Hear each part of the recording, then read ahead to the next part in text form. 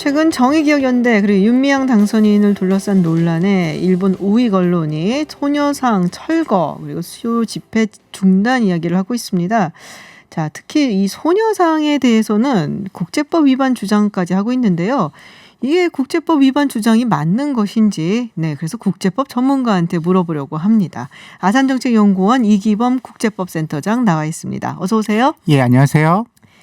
네, 일단은 이것부터 짚고 가죠. 위반이에요, 아니에요?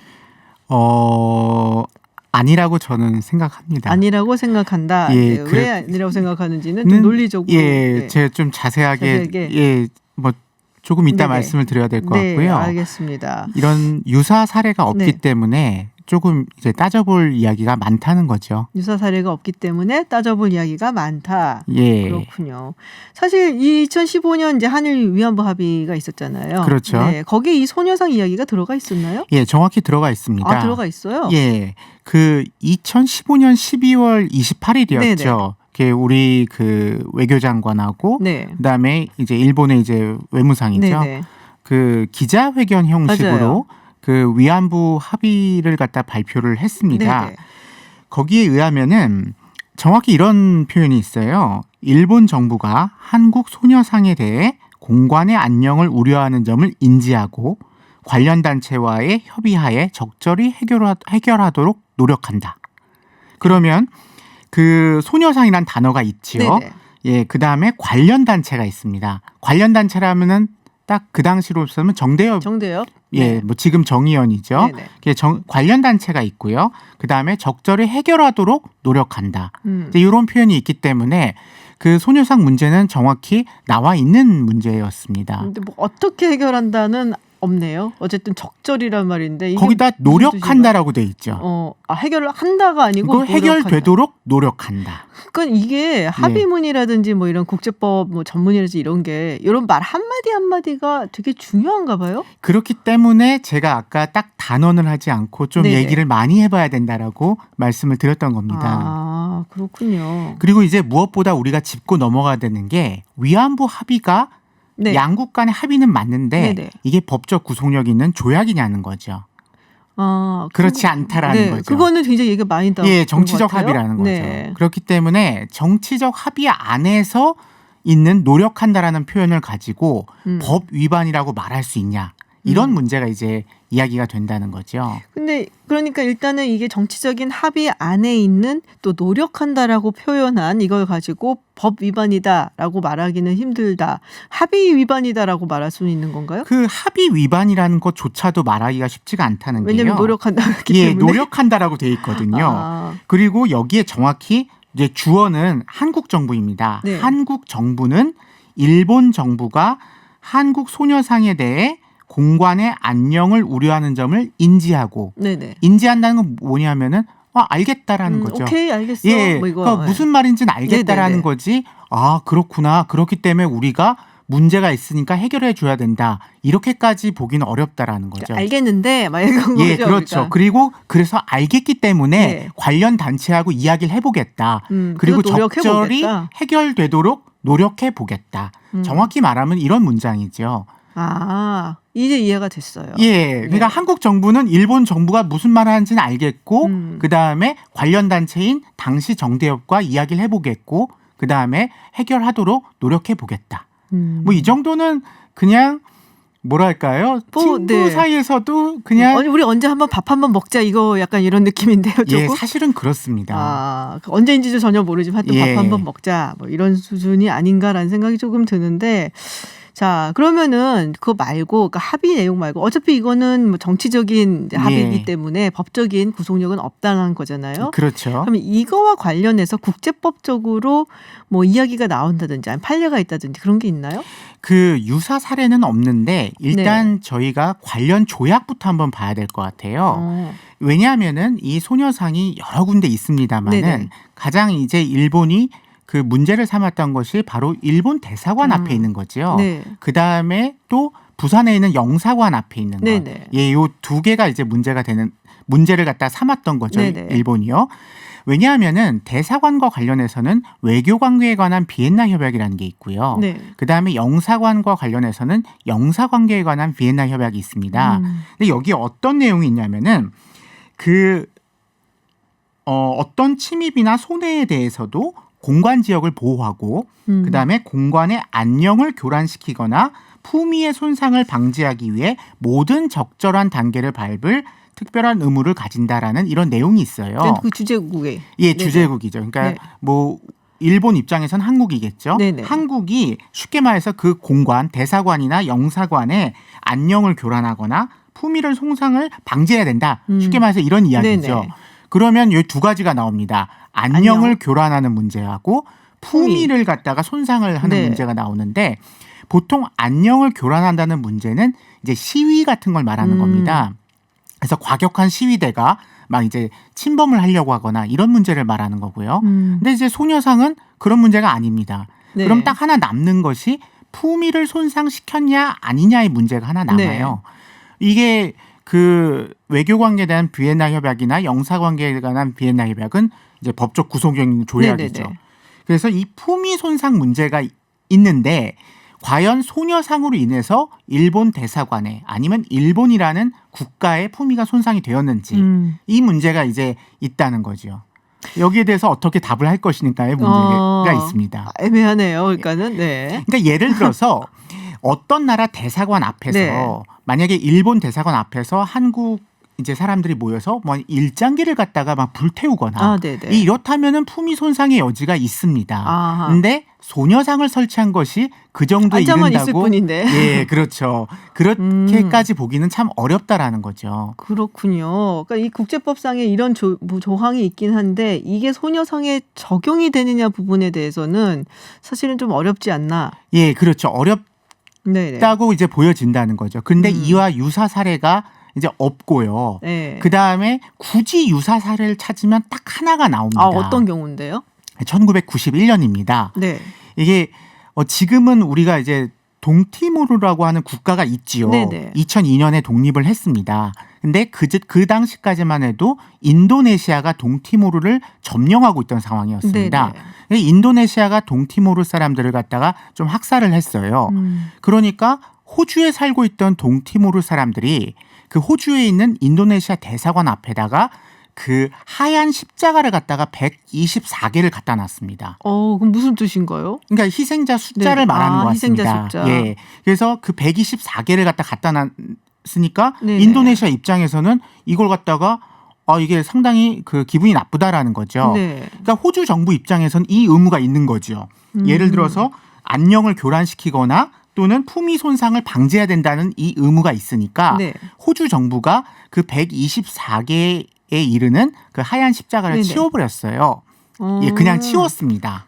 그런데 이제 여기에 대해서 이 호주 국내 법원에서 이 문제를 다루었는데 네. 정확히 답은 안 해줬습니다. 그러니까 단지 호주 정부가 치운 절차는 문제가 없다.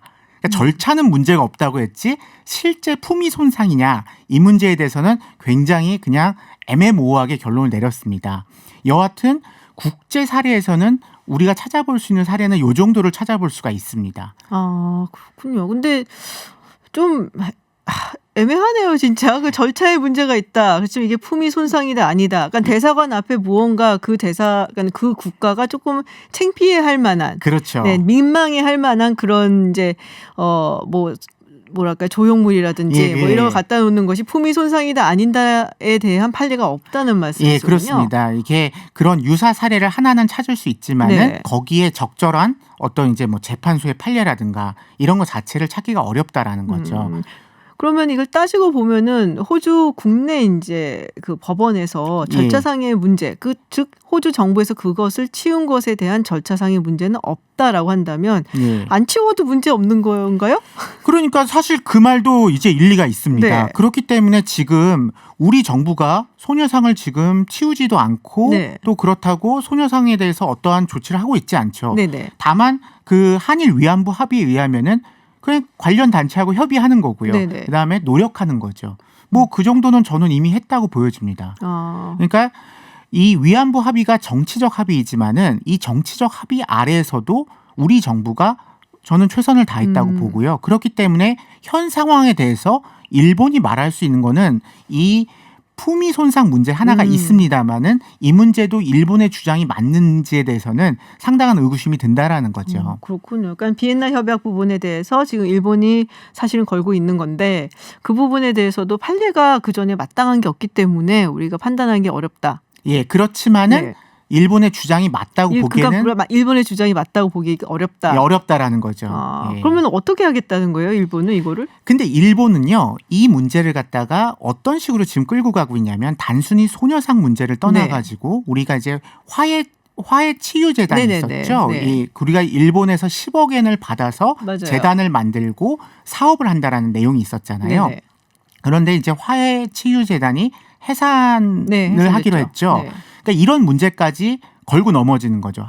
쉽게 말해서 일본은 크게 한국에 대해서 한국은 약속을 지키지 않는 국가다. 이런 식의 프레임을 만들어내는 거죠. 그래서 국제사회에서 그런 식으로 이제 우리를 공격하려고. 그렇죠. 일본이 지금 뭐 그 강제징용 이제 대법원 판결이라든가 아니면은 이 위안부 합의 문제를 가지고 크게 한국을 약속을 지키지 않는 국가라는 식으로 국제사회에서 지금 몰아가고 있다라는 거죠. 그렇군요. 그러니까 여기에 대해서 이제 우리가 대응을 해야 되지 않을까라는 그런 생각이 든다는 거죠. 어떻게 대응해야 될까요? 글쎄요. 우선 그 약속을 지키지 않는 국가라는 그런 일본의 어떤 큰 프레임이죠. 네네. 이걸 깨긴 깨야 됩니다. 그러면은 우리 정부 입장에서 아니면 우리 입장에서요. 일본을 상대로 이렇게 물어볼 수 있어야 될 것 같아요. 그럼 구체적으로 우리가 어떤 약속을 안 지켰냐라는 거죠. 그러니까 일본이 지금 소녀상 문제에 대해서 말만 하지 사실 정확히 말해서 한국 정부는 관련 단체와 협의를 했습니다. 네네. 노력도 했습니다. 네. 그럼 일본이 정확히 우리를 지적하려면은 관련 단체하고 협의를 하지 않지 않았냐 아니면 노력을 하지 않지 않았냐 이렇게 물어보질 못한다라는 거죠. 그냥 일본은 크게 봐가지고 그냥 뭉뚱그려서 약속 안 지켜라고 얘기를 한다는 거죠. 그렇게만 얘기를 한다라는 거죠. 그러니까 일본이 그렇게 말할 때 우리도 사실은 정확히 물어볼 수 있어야 돼요. 그냥 좀 뻔뻔하게 물어보면 됩니다. 정확히 그럼 한일 위안부 합의에서 우리가 안 지킨 게 뭐냐라고 물어봐야 된다라는 거죠. 그럼 답을 할까요, 일본이? 아마 그럼 이렇게 또 얘기할 겁니다. 여하튼 약속 안 지키는 국가라고. 그러니까 마찬가지입니다. 강제징용 대법원 판결도요.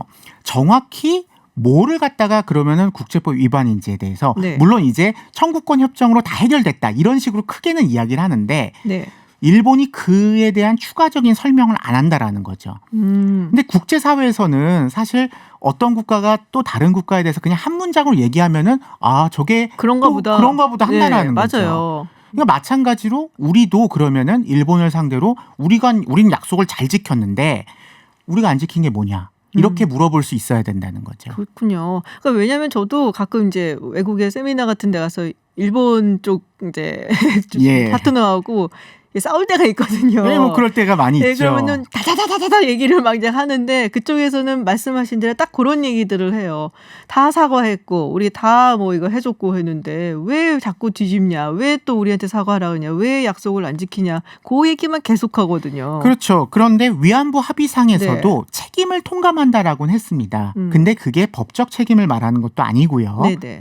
그다음에 여기서 또 하나 재미있는 거는 일본이 아주 이렇게 말을 갖다가 당시 군의 관여하에 있었다라고 이야기를 합니다. 그럼 우리는 얼핏 들으면은 일본군이 2차 세계대전 때 벌였던 일에 대해서 사과를 했나 보다 이렇게 생각을 합니다. 근데 일본이 말하는 군의 관여하는 하에라는 표현은 강제 연행을 인정하지 않는 겁니다. 다시 말해서 어떤 이유인지는 모른다. 여하튼 위안부 분들이 일본 군대 안에 들어온 이후부터는 미안하다. 이 얘기입니다. 사실은 이게 끌고 온 그 과정도 아닙니다. 정확히 그 표현입니다. 그래서 군의 관여하에라는 표현은 군이 관련됐기 때문에 미안하긴 한데 어떻게 일본 군까지 오게 됐는지는 우리는 모른다라는 이야기입니다. 그런 부분 모르거든요. 그래서 이게 굉장히 그 단어 하나하나를 좀 봐야 되는 것이요. 그래서 위안부 합의가 2015년 12월이었죠. 16년 1월에 당시 이제 일본 외무상이었던 기시다 외무상이 이렇게 이야기합니다. 강제 연행의 증거는 없다. 맞아요. 그럼 우리는 한 달 만에 위안부 합의를 갖다가 이렇게 부인한 거냐 이렇게 물어보는데 맞아요. 일본은 딱 그러는 거죠. 우리는 군의 관여하라는 표현만 인정을 한 거지 우리 군이 끌고 왔다는 얘기는 그런 아니다. 말은 한 건 아니라는 거죠. 그러니까 이렇게 한 글자 한 글자를 봐야 되는 상황이기 때문에 우리도 이제 일본에 대해서 이게 좀 더 사실 이런 거 하나하나를 갖다가 아주 정밀하게 좀 그렇군요. 따져야 된다라는 거죠. 그러니까 악마는 디테일에 있다고. 예. 네, 이런 걸 하나하나 굉장히 세심하게 따져서 영리하게 대응을 해야 된다. 예, 그리고 우리도 물어봐야죠. 우리가 뭘 잘못했냐, 뭘 위반했냐. 하나하나씩 이렇게 조목조목 얘기해봐. 막 이렇게. 그렇죠. 네, 알겠습니다. 네, 일본 측 주장이 맞는지 틀린 건지 또 그러면 앞으로는 우리가 어떻게 이야기를 해야 되는 건지 네, 저도 앞으로 밖에 나가서 막 싸우지는 않겠습니다. 네, 조목조목 물어보겠습니다. 네, 국제법 전문가시죠. 이기범 아산정책연구원 국제법센터장과 이야기 나눠봤습니다. 오늘 말씀 고맙습니다. 예, 고맙습니다.